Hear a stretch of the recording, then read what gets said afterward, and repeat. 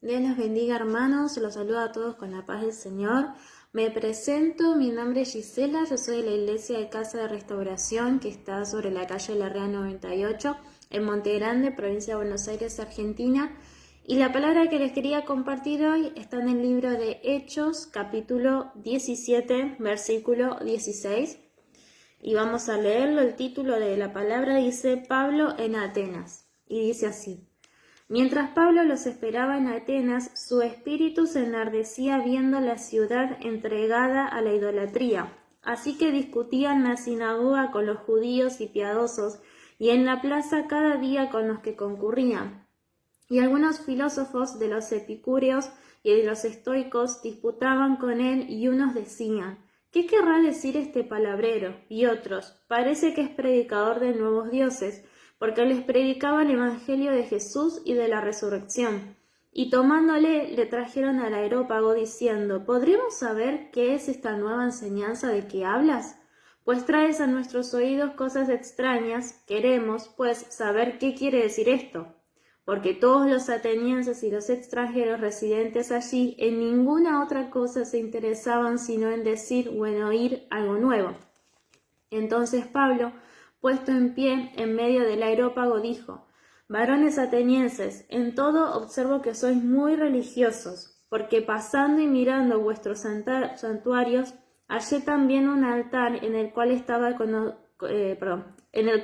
esta inscripción al Dios no conocido, al que vosotros adoráis, pues sin conocerlo es a quien yo os anuncio, al Dios que hizo todo el mundo y todas las cosas que en él hay, siendo Señor del cielo y de la tierra, no habita en templos hechos por manos humanas, ni es honrado por manos de hombres como si necesitase de algo, pues Él es quien da a todos vida y aliento y todas las cosas. Y de una sangre ha hecho todo el linaje de los hombres para que habiten sobre toda la faz de la tierra, y les ha prefijado el orden de los tiempos y los límites de su habitación, para que busquen a Dios, si en alguna manera palpando puedan hallarle, aunque ciertamente no está lejos de cada uno de nosotros, porque en él vivimos y nos movemos y somos, como algunos de vuestros propios poetas también han dicho, porque linaje suyo somos. Hasta ahí nomás. Y esta palabra, bueno, lo dice, ¿no? Pablo fue a visitar Atenas, ¿no? Estaba en Atenas y de repente descubre que todos los atenienses tenían muchos altares, ¿no? Y ellos tenían la costumbre de adorar a todos los dioses habidos y por haber, o sea, todo dios que existía, todo dios que le contaban que era un dios nuevo, etcétera, etcétera, ellos hacían un altar y lo adoraban. Y también tenían un altar que decía al dios no conocido, que era por si existía algún dios y no lo conocían, entonces también lo adoraban. ¿Ellos por qué actuaban de esta manera? Bueno, porque ellos tenían la idea de que si ellos adoraban a esos dioses, incluso al dios no conocido, o sea, sin conocerlo, ellos tenían la idea de que si lo adoraban, entonces ellos iban a recibir sus bendiciones y también se evitarían castigos. Es como, bueno, voy a adorar a todos por las dudas, para evitar lo malo, pero también para recibir lo bueno. Y si existe otro Dios que no conozco, también lo voy a adorar por las dudas. Por eso Pablo les dice, ustedes son muy religiosos, porque ustedes hacen las cosas por hacerlas, nada más por costumbre, porque otros le dicen, porque viene alguien y les dicen, che, existe tal Dios, el Dios de esto. Entonces ellos armaban un altar y lo adoraban. Por eso eran religiosos, hacían las cosas por hacerla nomás o como mucho por miedo, pero no conocían realmente a quién le estaban adorando. Eso era la religiosidad, ¿no? Y a mí lo que me hablaba esta palabra es una palabra que me viene como dando vueltas hace unos días, ¿no? Se me venía lo mismo, al Dios no conocido, al Dios no conocido. Yo decía, pero ¿qué onda esta palabra? La leía.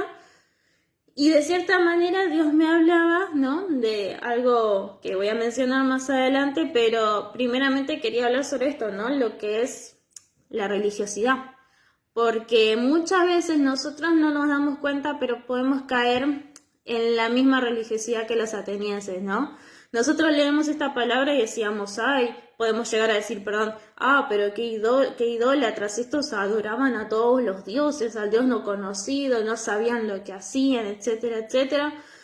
Pero muchas veces nosotros también podemos caer en eso, en esa especie de religiosidad, de hacer las cosas simplemente por hacerlas, de decir voy a congregar porque, bueno, voy a congregar porque me lo dicen, porque, no sé, por obligación, por costumbre, por un montón de cosas pueden ser. Pero muchas veces no nos damos cuenta y caemos en eso o estamos a punto de caer en eso.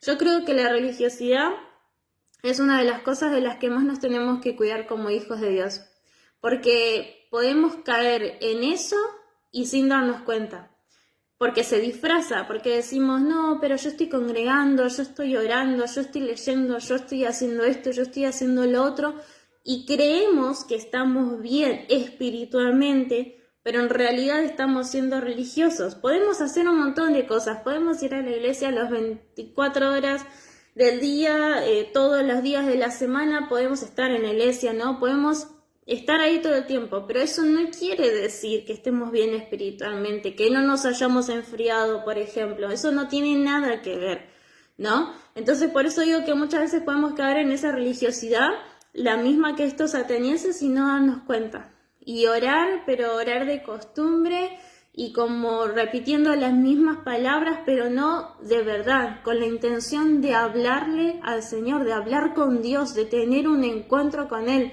Muchas veces caemos en eso y no nos damos cuenta, no lo percibimos, ¿no? Y capaz cuando nos damos cuenta ya es tarde, ¿no? Decimos, uy, pero al final me enfrié, o capaz muchos después se terminan apartando, ¿no? Pueden pasar muchas cosas, entonces creo que es muy importante que nos podamos cuidar de esto, de lo que es el ser religioso. Yo muchas veces lo que hago, y capaz piensan que estoy loca, porque puede ser, pero yo muchas veces me pregunto, ¿no? Y digo, a ver, no sé, supongamos que es domingo, entonces digo, bueno, a ver, voy a la iglesia, pero ¿por qué voy a la iglesia?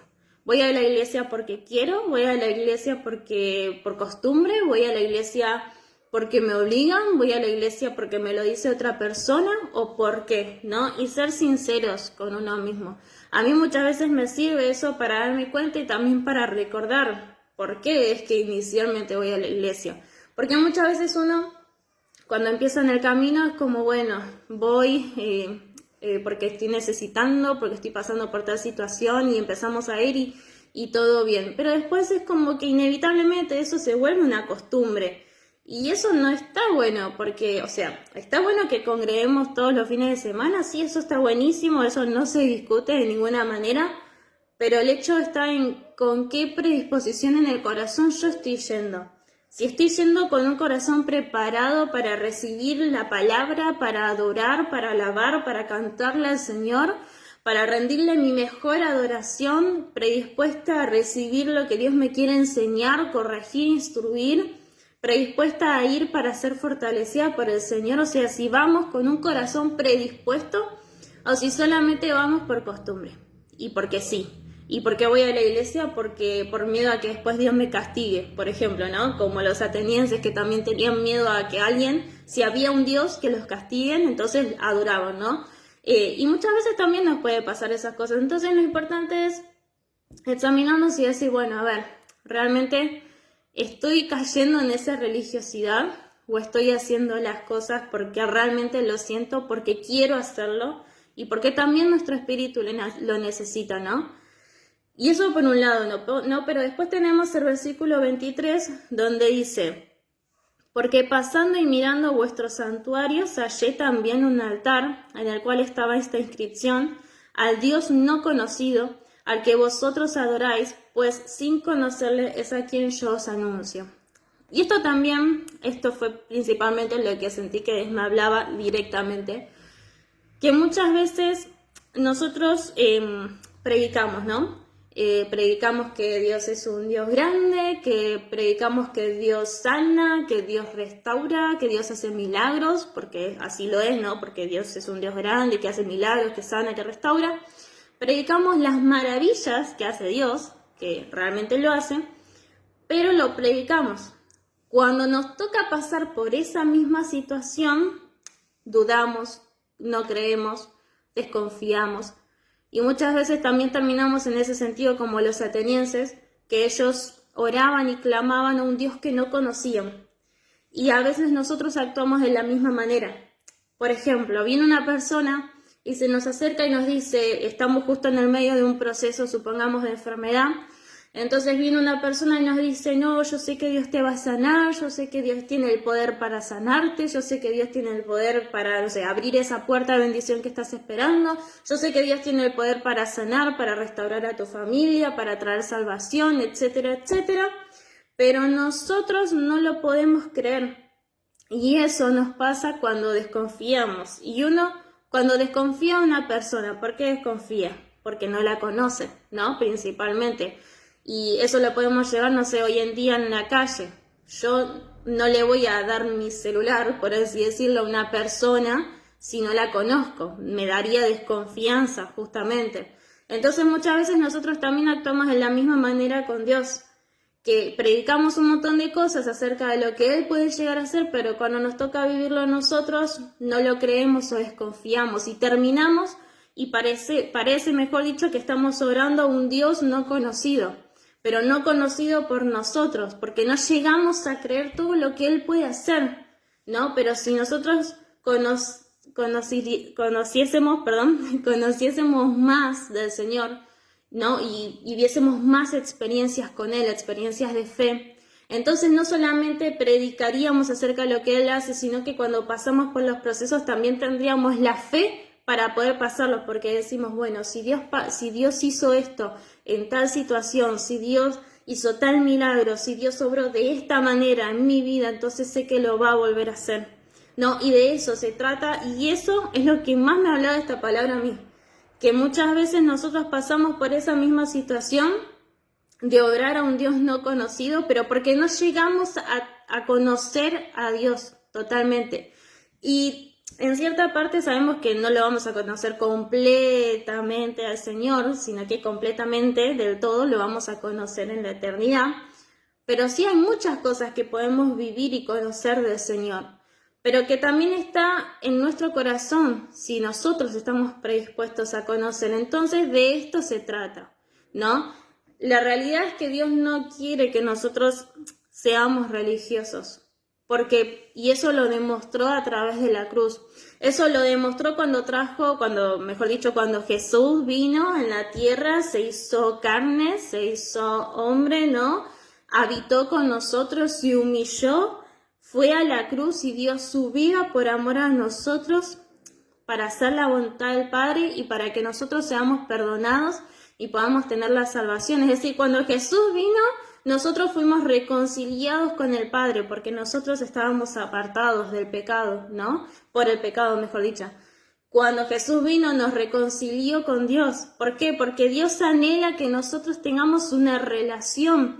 Dios no quería las cosas como en el Antiguo Testamento nomás, que capaz se obedecía, pero los corazones estaban todavía endurecidos. Sino Dios lo que siempre quiso es que nosotros tengamos una relación con Él. Y eso lo demuestra perfectamente en Adán y Eva, por ejemplo. Lo vemos en Génesis, que Dios buscaba esa relación con su creación. Él quería que su creación viva feliz y contenta en el Edén y poder tener una plena comunión con Dios.